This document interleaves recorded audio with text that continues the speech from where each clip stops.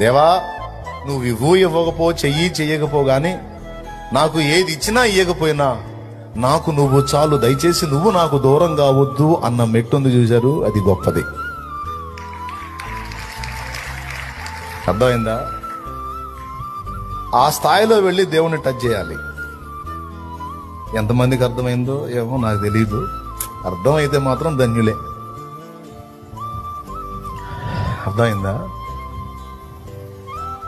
నువ్వు ఇవ్వకపో, మేలు చెయ్యకపో, కానీ నాకు ఒక్కటి మాత్రం చెయ్యండి అంటే దయచేసి నువ్వు నాకు దూరం కావద్దు.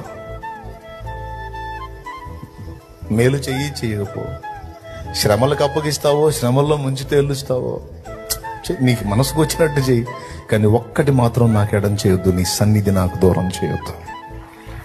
అది నాకు మరణము కంటే బాధ కలిగించిద్దయ్యా. అది ఒక భక్తుని హృదయ ఘోష.